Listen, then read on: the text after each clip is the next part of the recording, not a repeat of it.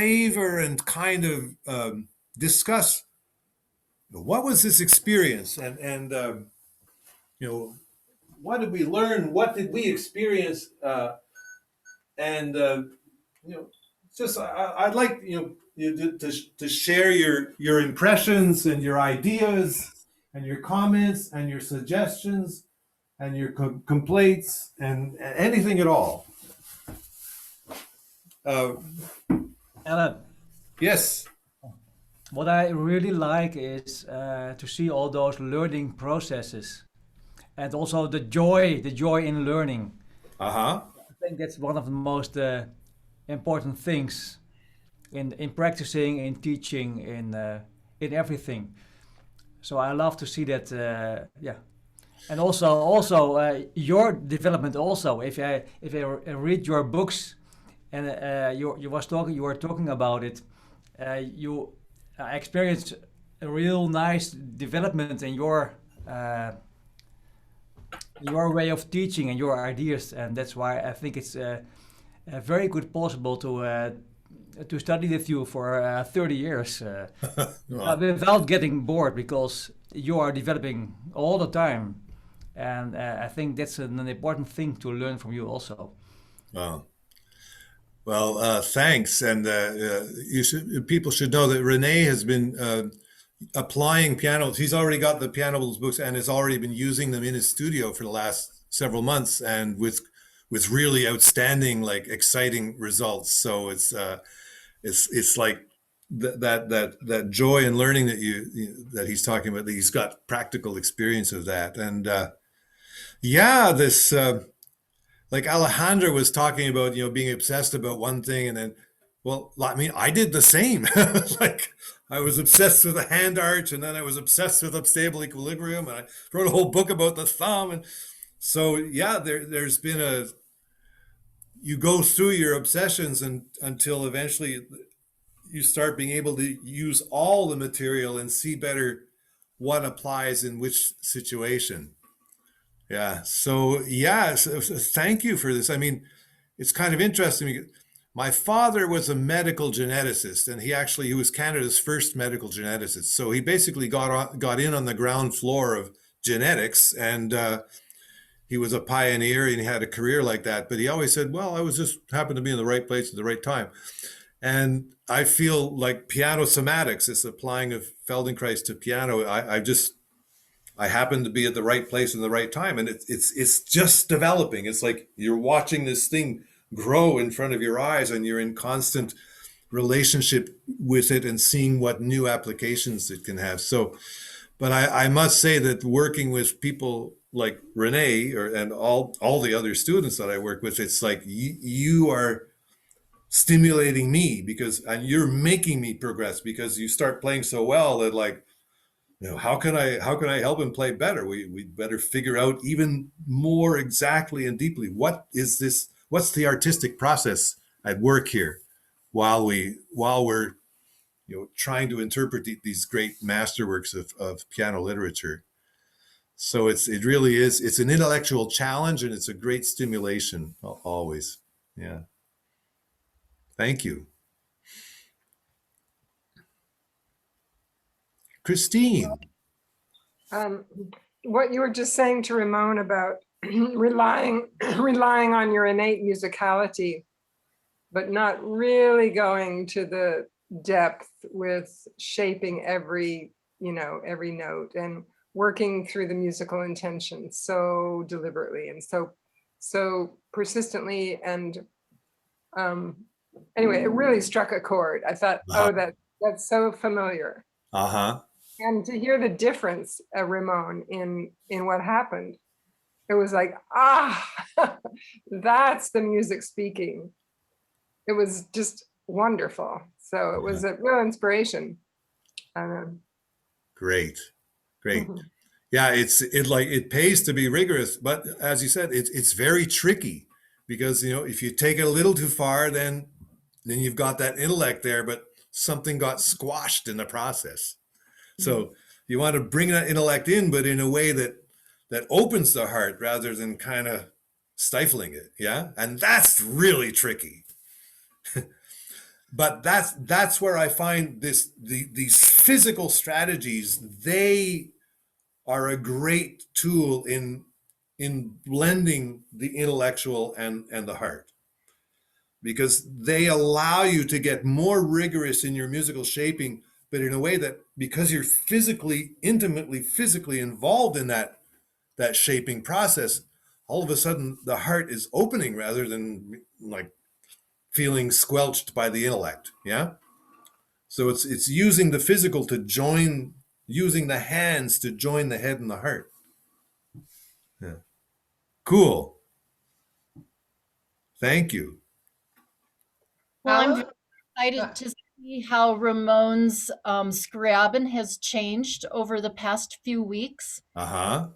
I think part of that is, Alan, the way you take those basic Pianimals ATMs and just change them very slightly for each particular application, whether it's for the Scriabin or for the Debussy or Mozart or whatever. You have a marvelous way of sensing just how to tweak those Pianimals for each instance. Uh-huh. Cool. Well, thank you. Thank you. I'm glad that the Pianimals material, it got clear enough that it's possible just to pull things out of this one or that one. So, because somehow, when I wrote Pianimals, I've got 4 big books on piano technique. I've got over 250 piano awareness through movement lessons in there. And I was going to just do 12 for Pianimals.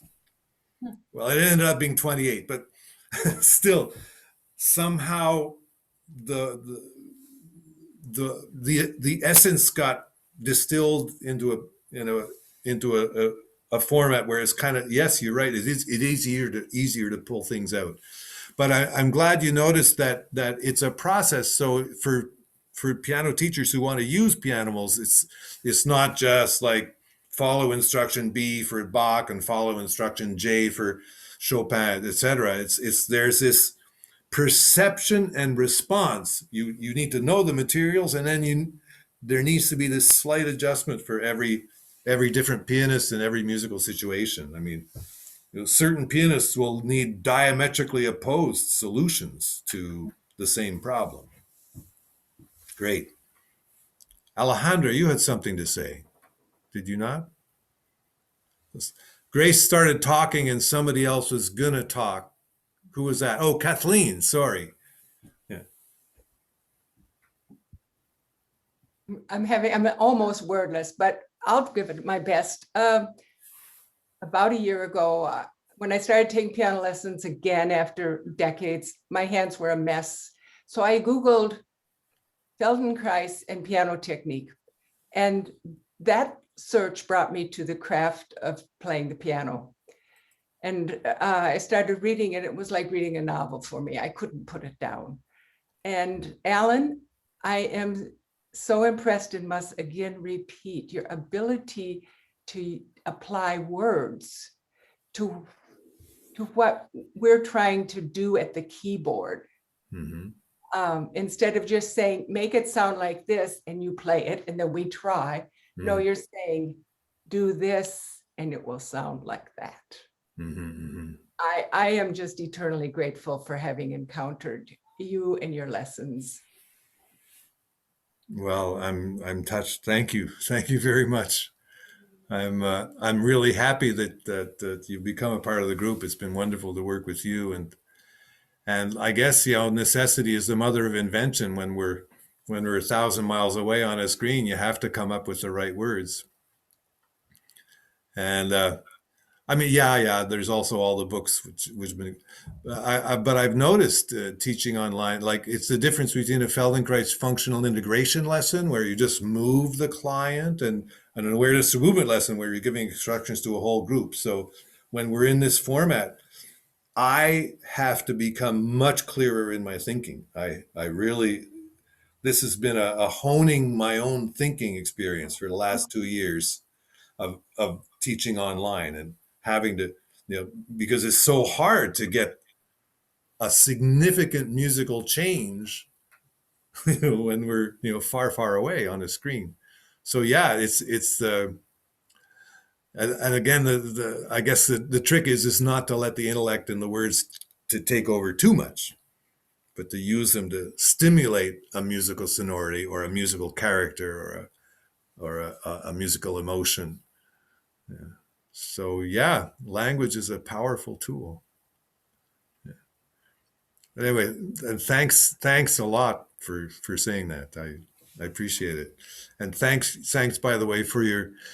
Kathleen has been you're in library sciences somehow, or were, right, and talking about the index of my book and the table of contents of my book, and really making sure that I'm on the mark with certain things, which I appreciate very much. I could jump in again. Sure.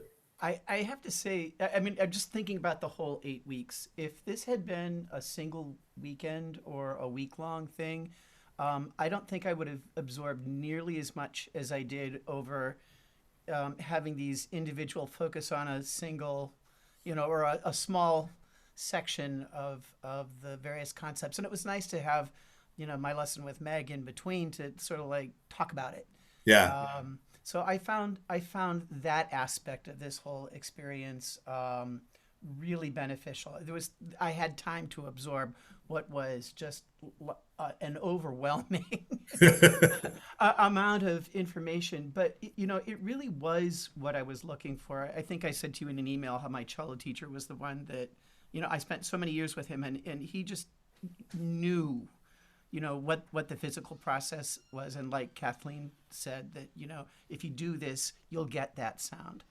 And so that's what I've been hungry for. And for me, the biggest takeaways have been that my thumb doesn't do that.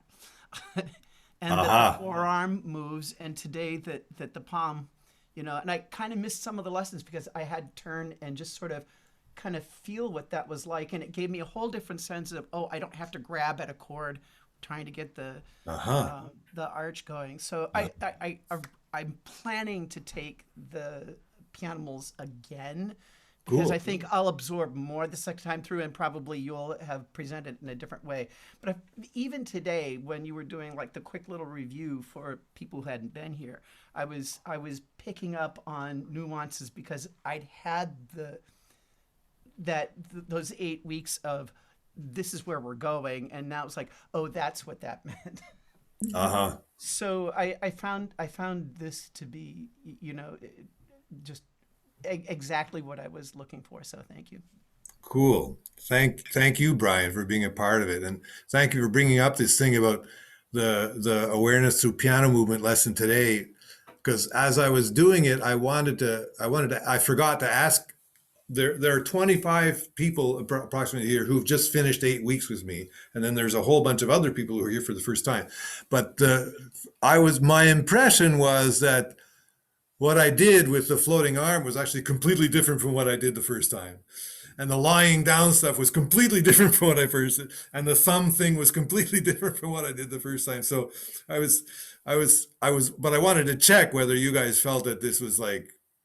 This is a repeat, or was it like not a repeat? Because I sort of felt I'm riffing, like I'm going in a different direction because that's what I feel is needed at the moment. Was that the case? I think it was an extremely helpful distillation because I feel like Brian, that when we were progressing through the 8 weeks, I wasn't quite sure. And then today, it was like it all crystallized. Cool. Can I Great. just say one other thing? What? Yeah, sure. This is another crystallization. Follow the ATPM, play the damn notes, and leave the rest to God. Yeah, sure. I'm all for that. Yeah. That or keep calm and sense the palm. That was. Oh my God, here we That's another go. meme for Ramon to do. Keep calm and sense the palm. We're going to make a coffee mug that's got that written on it. Alan, Yes.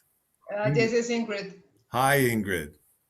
Thank you so much for this lesson. It's wonderful as always. And I think Pianimals will be a great help for everybody, not only for beginners, not only for children, but I plan to use that for even to teach like undergraduate students in music, because the ideas are so simple, and I think they will grasp very easily. And I think as a teacher, I'm beginning to read the Pianimals little by little and trying things and try to get the pieces and everything. But I think it's the method for beginners that the teacher will learn so much, because it Great. will help me to play better and understand your ideas in the books that are more complete and more complex. But I think it's just great contribution. I think it's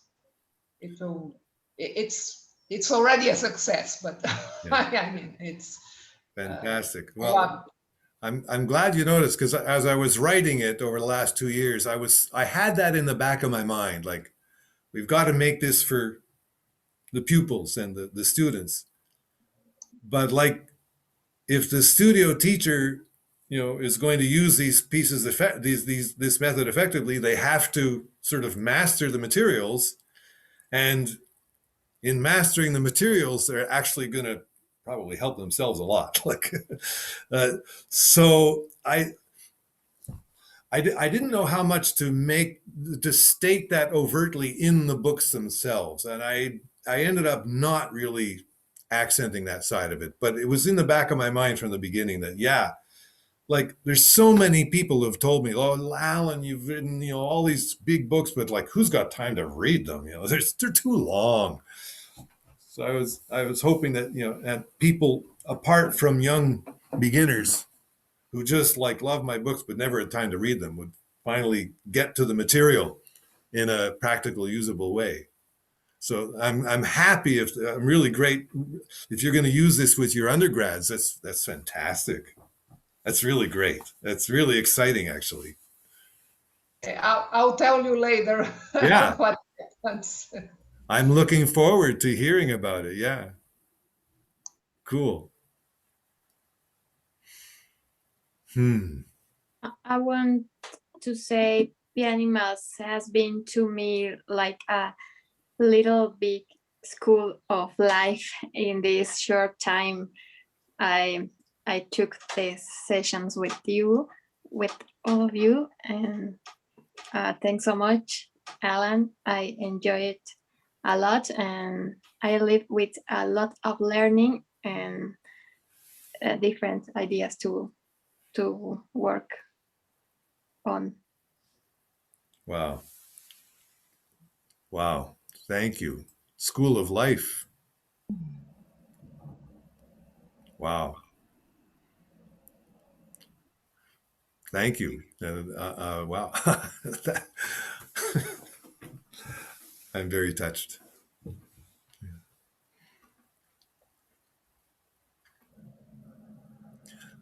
It is like, in a way, it's Feldenkrais for the piano, and Moshe Feldenkrais, that was his deeper aim, his deeper intention was not just to have us move a little bit better or have a little less back pain, but actually to manifest the self in a deeper, more meaningful way.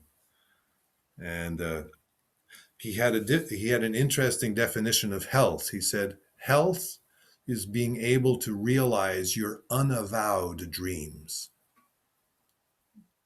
Health is being able to fulfill the dreams that you don't even dare admit to yourself that you have. So, of course, it's a school of life.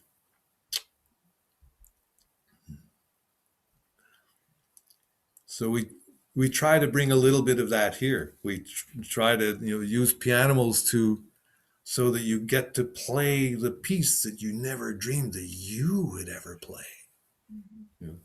We all have that piece. Who, me? So it's an interesting kind of goal to set for yourself. You know, if there's some piece, maybe not Gaspard de la Nuit, but something which you feel is out of your reach, but judicious use of the Pianimals materials to bring it within your reach. Because, you know, when the hand stands up and then moves according to its nature, according to its physical nature, you really do become more master of the situation. Yeah. It's tricky, but it's doable. Hmm.